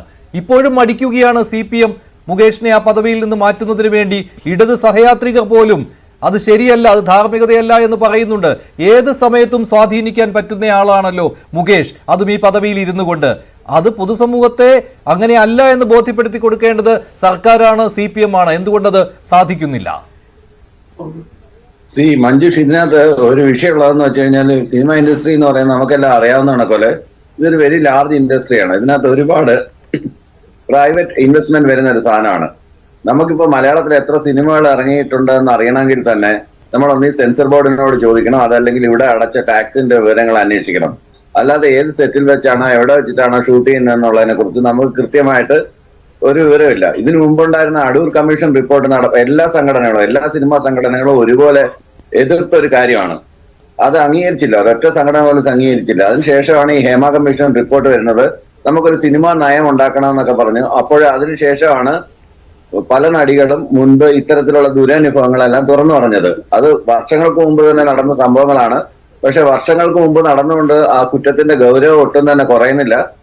അത് സ്ത്രീകൾക്കും കുട്ടികൾക്കും എതിരെയുള്ള എല്ലാ അതിക്രമങ്ങളെയും പൂർണ്ണമായി എതിർക്കപ്പെടേണ്ടതാണ്. ഒരു പരിഷ്കൃത സമൂഹത്തിന് നിരക്കുന്ന നടപടികളല്ല. ഇത് മുഖ്യമന്ത്രിയും ഒക്കെ പറയുന്ന കാര്യമാണ്. സ്ത്രീപക്ഷത്ത് നിന്നാണ് പറയുകയും സ്ത്രീപക്ഷ നിലപാട് സ്വീകരിച്ചുകൊണ്ട് അധികാരത്തിലെത്തുകയും ചെയ്ത ഒരു സർക്കാരാണ് ഇത്രയും വർഷം ആ റിപ്പോർട്ട് പൂഴ്ത്തിവെച്ചത് എന്നത് ഒരു കാര്യം. അതവിടെ നിൽക്കട്ടെ, അത് ഏറെ ചർച്ച ചെയ്ത കാര്യമാണ്. മാത്രമല്ല സർക്കാരിന് അറിയാമായിരുന്നു ഇതിൽ എന്തൊക്കെയാണ് ഉള്ളത് എന്ന്. അതൊന്നും സർക്കാരിന് മുഖവിലേക്ക് എടുക്കാനുള്ള സമയം കിട്ടിയില്ല. അത് സാംസ്കാരിക മന്ത്രിയുടെ വിചിത്രമായ വാദങ്ങൾ വേറെ കിടക്കുകയാണ്. അതോടൊപ്പമാണ് ഈ മുകേഷിന്റെ കാര്യത്തിൽ ഒരു തീരുമാനമെടുക്കാൻ എന്താണ് സർക്കാരിന് ഇത്ര മടി? താങ്കൾ പറഞ്ഞു സംഘടനകളൊന്നും സമ്മതിച്ചില്ല എന്ന്. സിനിമാ സംഘടനകളാണോ സർക്കാരിനെ ഭരിക്കുന്നത്? ഇപ്പൊ ഇതിനകത്തുള്ള ഒരു വിഷയം മുകേഷിന്റെ മാത്രമല്ലല്ലോ ഈ വിഷയം, ഇത് ഒരുപാട് പേരെ സംബന്ധിച്ചിട്ടുള്ള വിഷയമാണ്. ഇതിനകത്ത് ഏറ്റവും പ്രധാനമാണെന്ന് വെച്ച് കഴിഞ്ഞാൽ കുറെ അധികം ഇപ്പൊ നേരത്തെ പരാതിക്കാരിയായിട്ടുള്ള ശ്രീമതി സോണിയ മൽഹാർ പറഞ്ഞത് കേട്ടില്ലേ, അമ്മ സംഘടനയിലെ മുഴുവൻ ആളുകളും രാജിവെച്ച് പോയി. ഒരു പ്രശ്നം ഉണ്ടാവുന്നുണ്ടെങ്കിൽ മുഴുവൻ ആളുകളും രാജിവെച്ച് പോവുകയാണോ ചെയ്യേണ്ടുന്നത് എന്നുള്ള ചോദ്യം. ഇപ്പൊ രഞ്ജിത്ത് രാജിവെച്ചു, അക്കാഡമി ചെയർമാൻ സ്ഥാനം രാജിവെച്ചു. ഇപ്പൊ രാജിവെക്കുന്നതിനെ ഒളിച്ചോട്ടമായിട്ട് കാണുകയും ധാർമ്മികത അല്ലെങ്കിൽ രാജിവെച്ചില്ലെങ്കിൽ ഇതൊരു വല്ലാത്ത സിറ്റുവേഷൻ ആണ്. സാർ ഒരു കാര്യം, ഒറ്റ കാര്യം സാറേ, ഞാൻ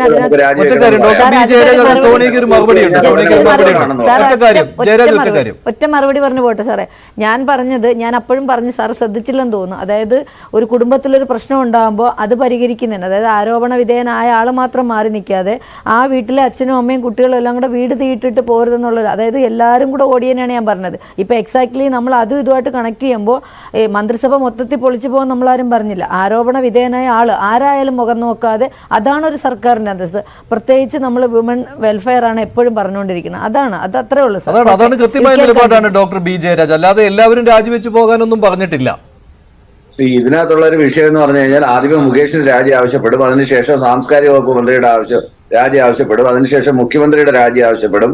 ഇതുപോലെ ഇത് സ്ഥിരമായ രാഷ്ട്രീയത്തിൽ നടക്കുന്നതാണല്ലോ, നമ്മൾ കുറെ കണ്ടിട്ടുള്ളതാണല്ലോ. ഇത്തരത്തിലുള്ള ആരോപണങ്ങൾ വരുന്നുണ്ട്, എൻ്റയർ ആയിട്ടുള്ള മിനിസ്ട്രി ഇത് മുഴുവനെ നിൽക്കും. ഇതിന്റെ എല്ലാ ഉത്തരവാദി ഗവൺമെന്റ് ആണ്, ഗവൺമെന്റ് മുഴുവനാണ്, കൂട്ടുത്തരവാദിത്വം എന്നൊക്കെ പറഞ്ഞിട്ടുള്ള വാദങ്ങളാണ് പിന്നീട് വരാൻ പോകുന്നത്.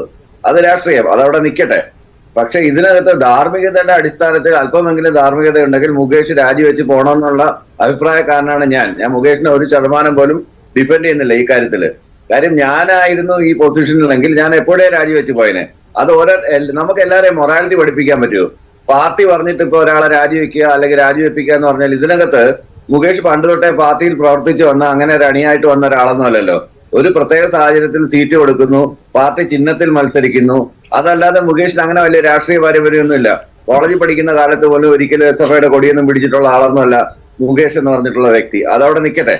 എന്നാലും ജനപ്രതിനിധി എന്നുള്ള നിലയിൽ CPM-കാരും ബാക്കിയുള്ള ഇടതുപക്ഷക്കാരും എല്ലാം കൂടെ ചേർന്ന് സെലക്ട് ചെയ്തെടുത്ത ഒരാളാണ്. അപ്പോൾ അല്പമെങ്കിലും രാഷ്ട്രീയ ധാർമ്മികത കൈമുതലായിട്ടുണ്ടെങ്കിൽ മുകേഷ് പൂർണ്ണമായിട്ട് രാജിവെച്ച് പോയി നേരിടണമെന്ന് തന്നെയാണ് എന്റെ അഭിപ്രായം. ശരി, നല്ല നിലപാട് ഡോക്ടർ ബി ജയരാജ്. ഞാൻ താങ്കളിലേക്ക് വരാം. അതിനു മുൻപ് ശ്രീജിത്ത് പണിക്കർ ഇടപെട്ട ഒരു വിഷയമാണ് ഈ പൃഥ്വിരാജ് സുകുമാരൻ സ്ത്രീ സുരക്ഷയ്ക്ക് വേണ്ടി പറയുകയും അവരോടൊപ്പം നിൽക്കുകയും ചെയ്യുന്നു എന്ന് പറയുമ്പോഴും ബോഡാഡി എന്ന സിനിമയുടെ സെറ്റിൽ നടന്ന സംഭവത്തിൽ അദ്ദേഹം മുഖം തിരിച്ചു നിന്നു എന്നുള്ള കാര്യം. അത് മാത്രമല്ല, എമ്പുരാൻ എന്ന അദ്ദേഹത്തിന്റെ അടുത്ത സിനിമയിലും സഹസംവിധായകനായി ഇതേ മൻസൂർ റഷീദ് തന്നെ വന്നിരുന്നു. അതിനെക്കുറിച്ച് ആ നടി തന്നെ പറയുന്നുണ്ട്, പൃഥ്വിരാജ് സുകുമാരൻ ഈ സംഭവം അറിഞ്ഞിരുന്നോ എന്ന്. അവരുടെ വാക്കുകളിലേക്ക് തന്നെ പോകാം. പൃഥ്വിരാജ് അറിഞ്ഞ് പൃഥ്വിരാജ്, അതായത് ഈ സിനിമ ഞാൻ കേസ് കൊടുത്ത സമയത്ത് ഞാൻ ആദ്യം ഫെബ്കേനെയാണ് പറയുന്നത്. പക്ഷെ ഫെബ്കേന്ന് എനിക്കൊരു നടപടിയും ഉണ്ടായില്ല. അപ്പോഴും പൃഥ്വിരാജിന്റെ എമ്പുരാന്റെ ഷൂട്ട് ഉണ്ടായിരുന്നു ലേ ലഡാക്കിൽ വെച്ച്. അപ്പൊ ആ ഷൂട്ടിൽ ഈ വ്യക്തി പിന്നെയും പോയി. അപ്പൊ പൃഥ്വിരാജ് ഇങ്ങനെ ഇൻസ്റ്റയിൽ ഒരു ഫോട്ടോ പോസ്റ്റ് ചെയ്തു, പൃഥ്വിരാജിന്റെ ഫില്ലേഴ്സ് എന്നും പറഞ്ഞൊരു ഫോട്ടോ പോസ്റ്റ് ചെയ്തു. അപ്പൊ മൻസൂർ റഷീദിനെ ഞാൻ പിന്നെയും ഫോട്ടോയിൽ കണ്ടതനുസരിച്ച് ഞാന് പിന്നെയും കോണ്ടാക്ട് ചെയ്ത് അവർ അന്ന് ഈ ബ്രോഡാഡിയുടെയും അതേപോലെ തന്നെ ഈ സിനിമയുടെയും ചീഫ് അസോസിയേറ്റ് ഒരാൾ തന്നെയാണ്. അപ്പൊ ആ ചീഫ് അസോസിയേറ്റിനെ കോണ്ടാക്ട് ചെയ്തിട്ട് ആ സാറ് മാത്രമാണ് ഈ സിനിമയിൽ എന്നെ ഹെൽപ്പ് ചെയ്തത്. എന്നെ ഹെൽപ്പ് ചെയ്തെന്ന് പറയാൻ ആ ഒരു വ്യക്തി മാത്രമേ ഉള്ളൂ. പിന്നെ അതായത് പൃഥ്വിരാജിന്റെ മാനേജറിന്റെ അടുത്ത് പറഞ്ഞു, പൃഥ്വിരാജ് അറിഞ്ഞു. അത് കഴിഞ്ഞ് ചീഫ് അസോസിയേറ്റ് പറഞ്ഞിട്ട് അന്ന് ഇവിടുന്ന് പറഞ്ഞു വിട്ടു എന്ന് ഞാൻ അറിഞ്ഞു. ആദ്യം ഞാൻ പറഞ്ഞിട്ടില്ല, കാരണം എന്നെ ഭീഷണിപ്പെടുത്തി. എനിക്കിത് പുറത്ത് പറയാൻ പറ്റാത്തൊരു സിറ്റുവേഷൻ ആയിരുന്നു. കാരണം എന്റെ ഫോട്ടോസ് അയക്കും, എല്ലാ ദിവസവും രാത്രിയാകുമ്പോൾ എന്നെ ഭീഷണിപ്പെടുത്തും. ആ സമയത്ത് ഞാൻ ഹസ്ബൻഡ് ഉണ്ട് എന്റെ കൂടെ. അപ്പൊ ഞാൻ ഇതൊന്നും ഹസ്ബൻഡിനോട് പറഞ്ഞിട്ടില്ലായിരുന്നു. എമ്പുരാന്റെ ലൊക്കേഷനിൽ ഞാൻ പോയിട്ടില്ല. എമ്പുരാന്റെ ലൊക്കേഷനിൽ ഈ വ്യക്തി മൻസൂർ റഷീദ് ഉണ്ടായിരുന്നു. അതായത് ഞാൻ പറഞ്ഞില്ലേ, പൃഥ്വിരാജ് ഒരു പോസ്റ്റ് ഇട്ടിട്ടുണ്ടായിരുന്നു. പൃഥ്വിരാജിന്റെ ബർത്ത്ഡേയുടെ സമയത്ത് എമ്പുരാന്റെ പൃഥ്വിരാജിന്റെ ഫില്ലേഴ്സ് എന്നും പറഞ്ഞുകൊണ്ട് ഒരു ഇൻസ്റ്റാഗ്രാമിൽ ഒരു പോസ്റ്റ് ഇട്ടിട്ടുണ്ടായിരുന്നു. ശ്രീജിത്ത് പണിക്കർ, താങ്കൾ ഈ വിഷയത്തിൽ പൃഥ്വിരാജ് സുകുമാരൻ മറുപടി പറയണം എന്ന് പറഞ്ഞുകൊണ്ട് ഫേസ്ബുക്കിൽ പോസ്റ്റ് ഇട്ടതാണ്. ഇപ്പോൾ ഈ നടി തന്നെ ഇക്കാര്യം പറയുകയാണ്, പൃഥ്വിരാജിന് ഈ സംഭവം അറിയാമായിരുന്നു, അദ്ദേഹത്തിന്റെ മാനേജർ വഴി അറിയിച്ചിരുന്നുവെന്ന്. നടി പറയുന്നുമുണ്ട്, എമ്പുരാന്റെ സെറ്റിൽ നിന്ന് ഈ പറയുന്ന മൻസൂർ റഷീദ് സഹസംവിധായകനാണല്ലോ, അയാളെ മാറ്റുകയും ചെയ്തിട്ടുണ്ട് എന്ന്. അപ്പോൾ പൃഥ്വിരാജ് അതിനകത്ത് കൃത്യമായിട്ട് നിലപാട് സ്വീകരിച്ചോ ഇല്ലയോ? ഇക്കാര്യത്തിൽ താങ്കൾ പറഞ്ഞ നിലപാട് പോലെയാണോ ഇപ്പോൾ നടി പറഞ്ഞപ്പോൾ പൃഥ്വിരാജ് ആ ഒരു നടപടി എടുത്തിട്ടുണ്ട് എന്നല്ലേ മനസ്സിലാക്കാൻ കഴിയുന്നത്? അല്ല, നോക്കൂ, ഇതിൽ ഓരോ വിഷയവും ഇത് ഓരോ പെർസ്പെക്റ്റീവാണ്. ഇപ്പോൾ എന്നോട് ശ്രീ മഞ്ജുഷ് പറയുന്നത് ഒരു പെർസ്പെക്റ്റീവാണ്, നമ്മൾ ആ വിഷയത്തിനെ ആ രീതിയിൽ കാണണമോ വേണ്ടയോ എന്നുള്ളത്. അതേപോലെ തന്നെയുള്ള മറ്റൊരു പെർസ്പെക്റ്റീവാണ് ഈ ചർച്ചയിലുള്ള പരാതിക്കാരിയോട് ഞാൻ ആദ്യം പറഞ്ഞത്. അതായത് നിലപാടുകളിൽ എടുക്കുന്ന ഒരു ഇൻകൺസിസ്റ്റൻസി അത് അവർ സമ്മതിക്കുകയും ചെയ്തു, ആ രീതിയിൽ ഉണ്ടായിട്ടുണ്ട്. അതിനുള്ള സാഹചര്യം എന്താണ് എന്നുള്ളതിനെ പറ്റി അവർ പറയുകയും ചെയ്യുന്നുണ്ട്. അപ്പോൾ ഇങ്ങനെ ഓരോരുത്തർക്കും ഓരോരോ അഭിപ്രായങ്ങൾ ഉണ്ടാകാം. ഈ ഉന്നയിക്കപ്പെടുന്ന ആരോപണങ്ങളെ പറ്റി ഓരോ പെർസ്പെക്റ്റീവ് ഉണ്ടാകാം. ഇങ്ങനെ ഒരു ആരോപണം ഉന്നയിക്കുന്ന ഒരു സ്ത്രീ ആയിട്ടുള്ള ഈ പരാതിക്കാരി തന്നെ സമാനമായിട്ട് മറ്റുള്ള ആൾക്കാർക്കെതിരെ ആരോപണം ഉന്നയിക്കുന്ന എല്ലാ ആരോപണങ്ങളിലും താൻ വിശ്വസിക്കുന്നില്ല എന്നുകൂടി പറയുന്നുണ്ട്. അപ്പോൾ അത് അവരുടെ പെർസ്പെക്റ്റീവാണ്, അവരുടെ സ്വാതന്ത്ര്യമാണ്. ഒരുപക്ഷെ ഇവരുയർത്തുന്ന ആരോപണങ്ങളെ വിശ്വസിക്കുകയോ അവിശ്വസിക്കുകയോ ചെയ്യുന്നതും ഇതേപോലെ തന്നെ ഓരോരുത്തരുടെയും വ്യക്തി സ്വാതന്ത്ര്യമാണ്, അല്ലെങ്കിൽ പെർസ്പെക്റ്റീവാണ്. അതെല്ലാവരും തന്നെ മനസ്സിലാക്കും എന്നാണ് ഞാൻ കരുതുന്നത്. അപ്പോൾ ഇതിൽ പൂർണ്ണമായിട്ടും 100% ഇത് ശരിയാണ് എന്ന് സർട്ടിഫൈ ചെയ്യുന്നതിനുള്ള ഒരു സിസ്റ്റം അതിൻ്റെ ഭാഗമായിട്ട് പൊതുജനങ്ങൾക്ക് പ്രവർത്തിക്കാൻ കഴിയുന്നില്ല എന്നുള്ളത് ഒരു ലിമിറ്റേഷനുമാണ്. ഇനി പൃഥ്വിരാജിൻ്റെ ആ ഒരു വിഷയത്തിലേക്ക് വന്നു കഴിഞ്ഞാൽ നോക്കൂ, അതിലൊരു പ്രധാനപ്പെട്ട കാര്യം, ഞാനത് സൂചിപ്പിക്കുന്നതിനുള്ള ഏറ്റവും പ്രധാനപ്പെട്ട കാര്യം, പൃഥ്വിരാജ് നടത്തിയിരുന്ന ഒരു പത്രസമ്മേളനത്തിൽ അദ്ദേഹം പറയുന്നുണ്ട്, എൻ്റെ വർക്ക് പ്ലേസ്, അദ്ദേഹം ആ വാക്കാണ് ഉപയോഗിക്കുന്നത്, തൊഴിലിടം എന്നുള്ള വാക്കാണ്, സെറ്റ് എന്നുള്ള വാക്കല്ല.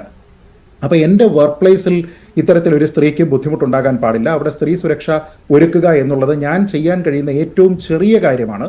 അത് ചെയ്തതുകൊണ്ട് മാത്രം എൻ്റെ ഉത്തരവാദിത്തം അവസാനിക്കുന്നില്ല. അതായത് അതിനും മുകളിലാണ് അദ്ദേഹത്തിൻ്റെ ഉത്തരവാദിത്തം എന്നാണ്. നമ്മളൊരു സിനിമയെ പറ്റി പറയുന്ന സമയത്ത് ആ സിനിമയിലെ ഏറ്റവും പ്രധാനപ്പെട്ട ആൾക്കാർ എന്ന് പറയുന്നത്, ആ സിനിമയെ മൊത്തത്തിൽ മാനേജ് ചെയ്യുന്ന അതിൻ്റെ സംവിധായകനാണ്, കപ്പിത്താൻ എന്ന് പറയുന്നത്. അതേപോലെ തന്നെ പിന്നെ പ്രൊഡ്യൂസറെ നമുക്ക് പറയാം. ഇങ്ങനെ പറയാം, ഒരു തൊഴിലിടവുമായി ബന്ധപ്പെട്ട എല്ലാ കാര്യങ്ങളിലും സമഗ്രമായിട്ടുള്ള തീരുമാനം ഒരു സിനിമയെ സംബന്ധിച്ചിടത്തോളം സംവിധായകനാണ് എന്ന് സിനിമ സംബന്ധിയായിട്ടുള്ള കാര്യങ്ങൾ അറിയുന്ന എല്ലാവർക്കും അറിവുള്ളതുമാണ്.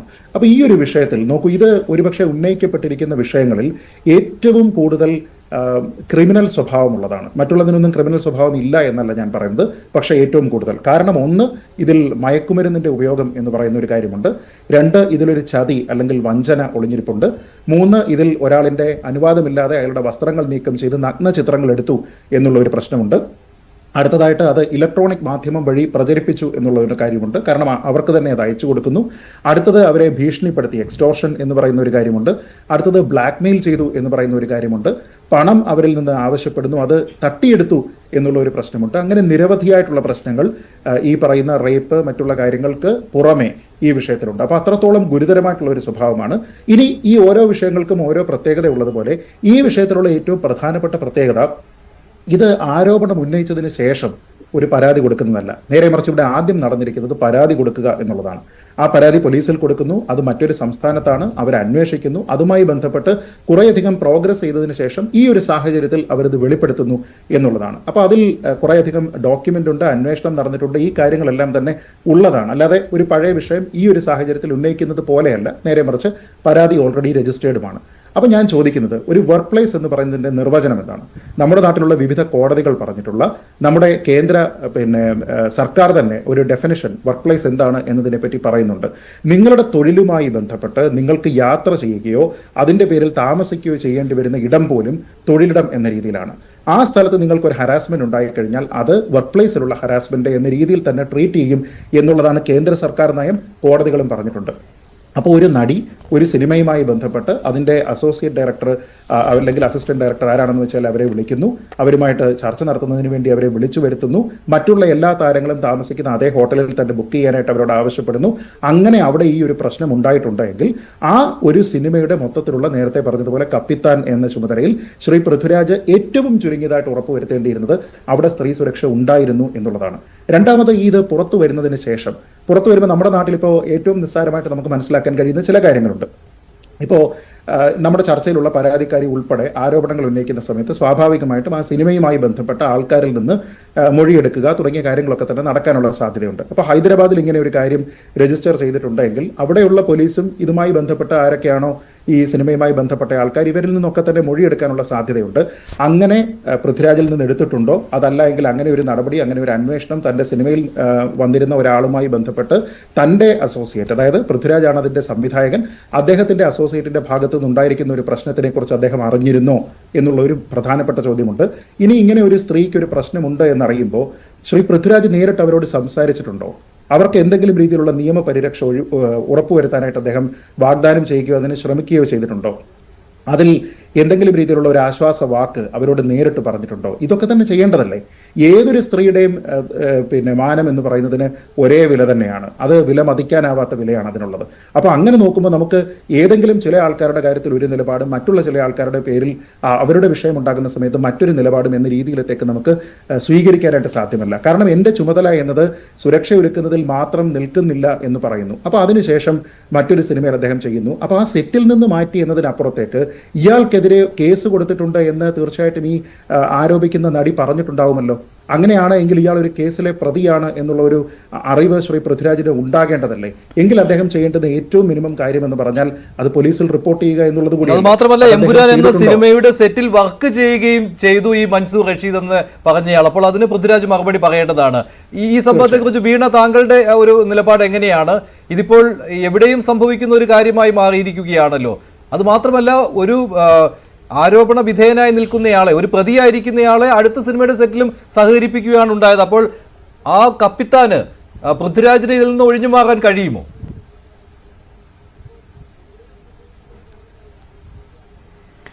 ഒരിക്കലുമില്ല. ഇവിടെ ശ്രീജിത്ത് പണിക്കർ പറഞ്ഞതുപോലെ ഈ സ്ത്രീ നേരിട്ടിട്ടുള്ള യാതനകൾ, അട്രോസിറ്റീസ് എന്തൊക്കെയാണെന്നുള്ളത് ശ്രീ പൃഥ്വിരാജിന്റെ അറിവിലേക്ക് വന്നിട്ടുണ്ടായിരുന്നുവെങ്കിൽ യാതൊരു കാരണവശാലും എൻപുരാന്റെ സെറ്റിലേക്ക് അയാൾ കടന്നെത്താതെ കടക്കുപുറത്ത് ആദ്യം തന്നെ പറയാനുള്ള ആർജവം അന്നേ അദ്ദേഹം കാണിക്കേണ്ടിയിരുന്നു എന്ന് തന്നെയാണ് എന്റെ പക്ഷം.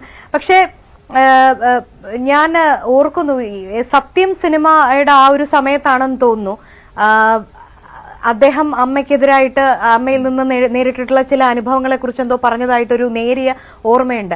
അതായത് ഒരു പവർ ഗ്രൂപ്പ് അന്നും സിനിമയിലുണ്ട്. പൃഥ്വിരാജിനെ സൈഡ് ലൈൻ ചെയ്തിരുന്ന കാര്യവും അദ്ദേഹത്തെ ഒതുക്കാൻ ശ്രമിച്ച കാര്യമൊക്കെ അദ്ദേഹം പത്രസമ്മേളനത്തിൽ മാധ്യമങ്ങളോട് പറഞ്ഞിട്ട് അവിടെയെല്ലാം ഫൈറ്റ് ചെയ്ത് വന്നിട്ടുള്ള ഒരു വ്യക്തിയാണ്. അങ്ങനെയുള്ള ഒരു വ്യക്തി പ്രത്യേകിച്ച് അദ്ദേഹം നായകനായിട്ട് അഭിനയിക്കുന്ന ഒരു സെറ്റിലാണെങ്കിൽ തീർച്ചയായിട്ടും ഉറച്ച നിലപാടെടുക്കാൻ അദ്ദേഹം ബാധ്യസ്ഥനായിരുന്നു. അങ്ങനെ അദ്ദേഹത്തിന് സാധിക്കാതെ പോയിട്ടുണ്ട് എങ്കിൽ അതിന്റെ കാരണം എന്താണെന്നുള്ളത് അദ്ദേഹം നാളുകളിൽ പൊതുമണ്ഡലത്തിൽ ബോധ്യപ്പെടുത്തുമെന്നാണ് ഞാൻ വിശ്വസിക്കുന്നത്. ഒരു കാര്യം കൂടി പറഞ്ഞുകൊള്ളട്ടെ. ഇവിടെ എനിക്ക് മുമ്പ് സംസാരിച്ച ശ്രീ ജയരാജ് സാർ ശ്രീ മുകേഷ് രാജിവെക്കുന്നതിനെ കുറിച്ചും ഒക്കെ പറഞ്ഞിരുന്നു. അദ്ദേഹം പാർട്ടി മെമ്പർ ആണോ എന്ന് പോലും അറിയില്ല എന്നുള്ള തരത്തിലൊക്കെ പറയുന്നത് കേൾക്കാൻ സാധിച്ചു. അപ്പോഴാണ് എന്റെ ശ്രദ്ധയിൽ ഒരു കാര്യം വന്നത്.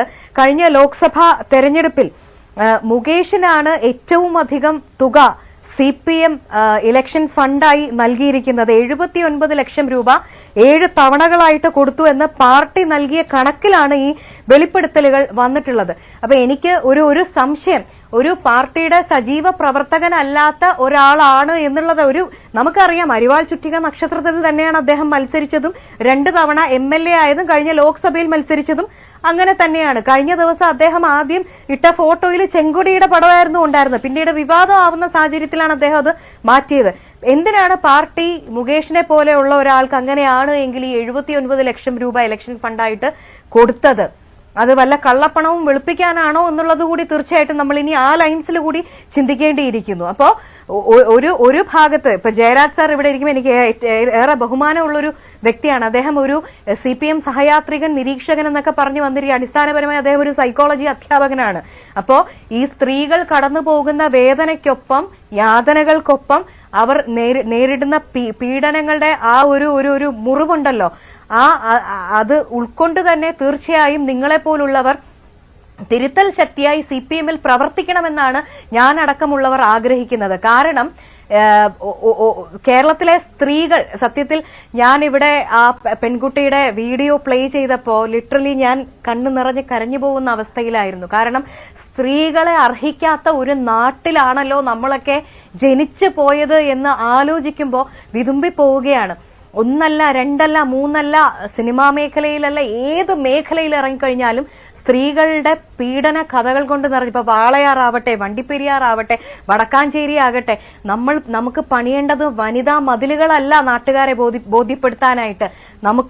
നമ്മൾ പണിയേണ്ടത് സ്ത്രീകൾക്ക് സുരക്ഷയോടുകൂടി ജീവിക്കാൻ സാധിക്കുന്ന, തൊഴിൽ ചെയ്യാൻ പറ്റുന്ന ഒരു ശരി വീണ എസ് നായർ, ഒരു ചോദ്യം കൂടി സോണിയയോട്. സോണിയ ഇപ്പോൾ ഈ ബോർഡാഡിയുടെ സെറ്റിൽ നടന്ന സംഭവം എന്ന് പറയുന്നത് ഒരുപാട് പഴക്കമുള്ള ഒരു സംഭവമല്ല. ഞാൻ ഒന്ന് ഇടപെടുകയാണ്.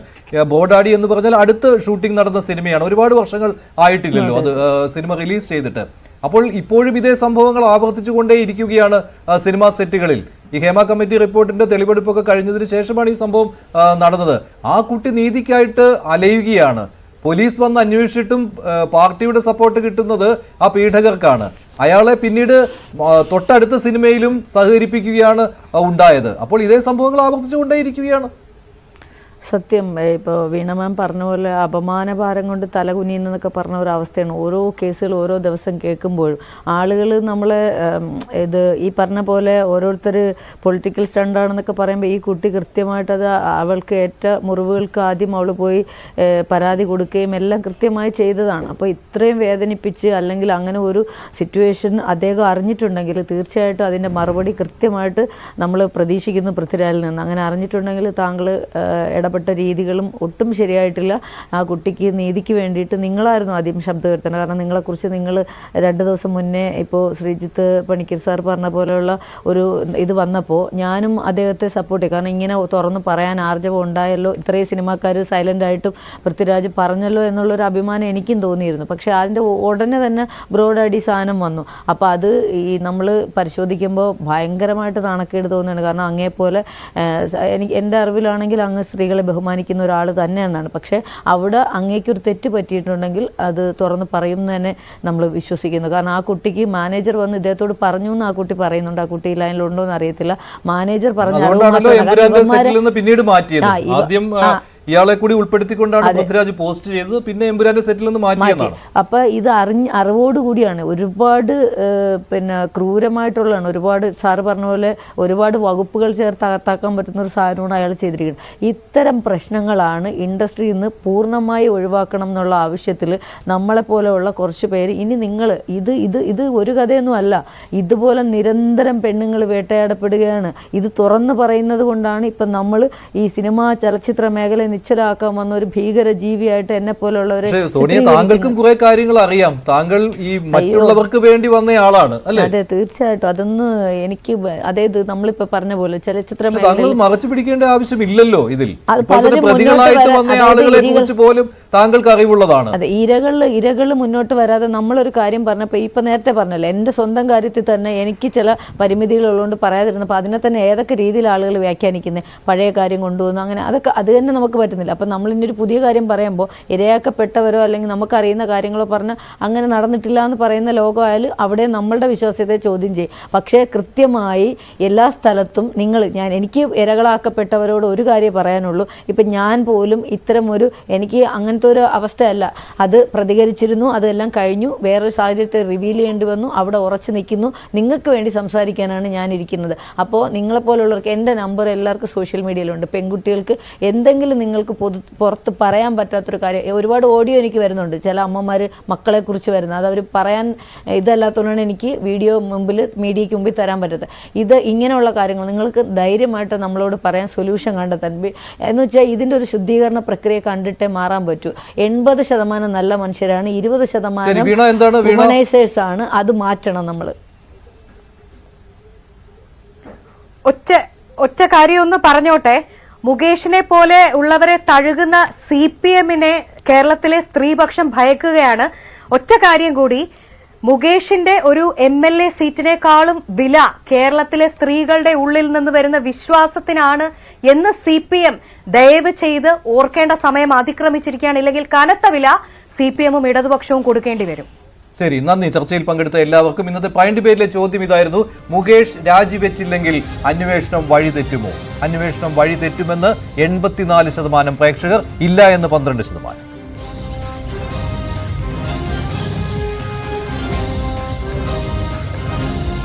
പോയിന്റ് പേര് അവസാനിക്കുന്നു. നന്ദി.